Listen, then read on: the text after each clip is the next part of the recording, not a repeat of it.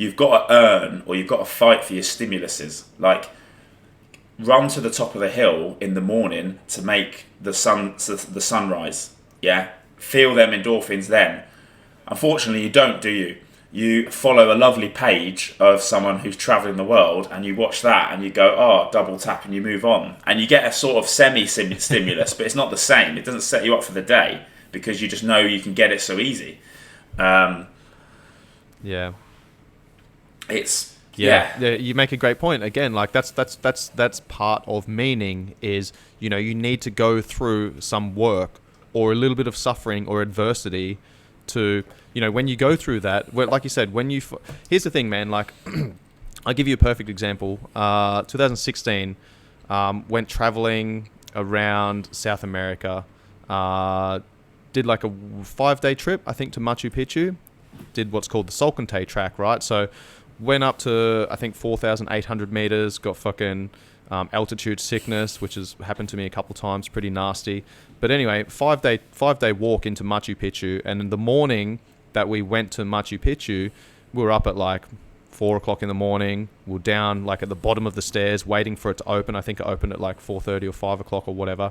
And dude, like we fucking day 5 of, you know, walking through the fucking jungles of Peru, and we're walking up these fucking like heaps of steps, bro.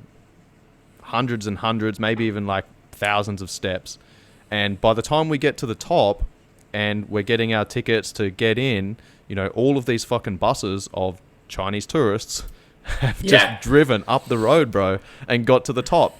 Here's the thing. When we got inside there, we stayed there for fucking hours, man. We probably spent about 5 or 6 hours in there, bro, just taking it all in. Like, we'd walk around, get to a new location, take some photos, sit down and just observe, just watch, just take it all in.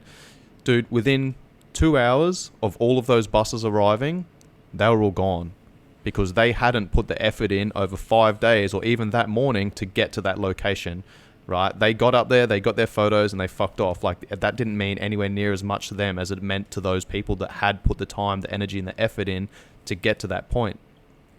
Yeah, and I think if, from an outside perspective now looking in, if you translate that to lesson in life, like, what made that important for you was the journey. And a lot of people do not appreciate, like, enjoy the journey. You know, if it's easy the whole way through and you look back at yourself, what do you know about yourself? You know you've done all right. Like, okay, you're happy, but define happiness. What was my goal? You look back, you're like, you know, I've been at rock bottom, I've done this, I was very left, I was very right, I've fucked up here, done that. But what have I learned from them? And look where I am now. I'd want that route every single time.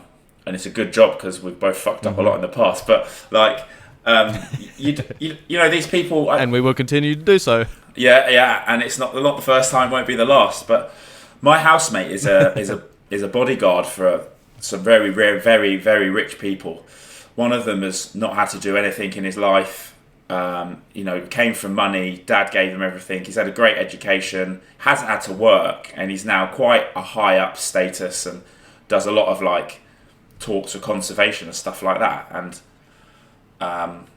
it's a previous client. Not that you know, probably not going to be listening to this, but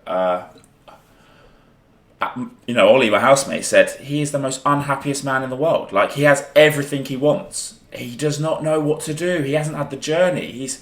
He can go out, he drives his car, then he's sort of like, there's no point reading a book. He can't relate to anything anyway because no one's been through the challenge. And, you know, you find yourself in this situation where you're sort of meant to be high up and you're looking down at like the people working for you and you're probably jealous of them. They're fighting for something. They're in the fight. They're in the arena. They've worked to get there. They're going home and it's, you know, it's horrible. And when he put it like that, we were like, God, I feel so sorry for him. The poor guy. You know, he's never wanted for anything in his life. He's never had to fight for anything. It's terrible. There's no achievement in that, bro. It's like, that's where, you know, when, no matter where you are in your life, man, like, I'm not super fucking successful by any means, right, compared to other people, but in my mind, I'm fucking successful, bro, from my upbringing to where I am right now. Like, everything has been a fucking a journey of growth and development. And like in my mind, I'm fucking successful.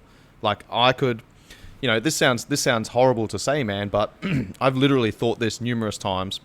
Where I'm like, if I die in the next year, I'm happy with what I've achieved in my life.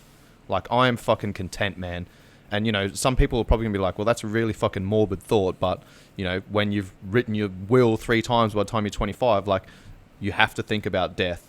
Because if you don't, if you're not thinking about, death being a constant, a certainty in your life, then what the fuck are you doing, man?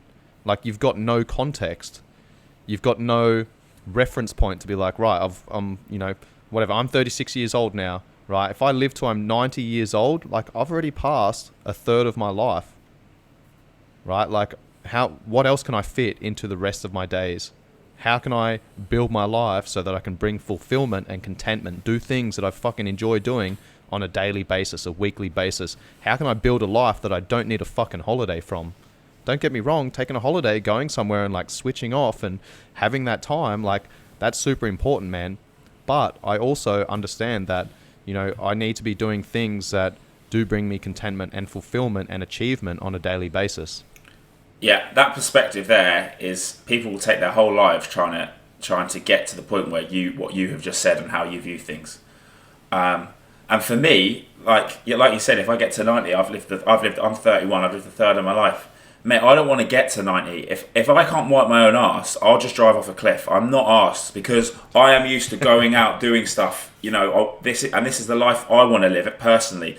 When you start like, clipping your wings and you don't want to be like that. I don't get why people, sort of got to go for longevity, like regards to, we'll just keep it quiet. So, or a lot of some people, my opinion as well, they're sort of like, but I want to save my money or do this so that when I'm older I can do that. I don't want to wait till I'm older. Do it now. Like you're going to be very different at 45, at 50, at 60. You're not going to be running around on quad bikes and doing whatever else. And some of the best advice I had as a young lad was a very good teacher that I had at school. He was a bit of a role model, and he sort of raised us rather than taught us. Was like, always act your age. Like you're 21. Like don't get me wrong. Don't be defined by age, but like don't try and act too old too soon.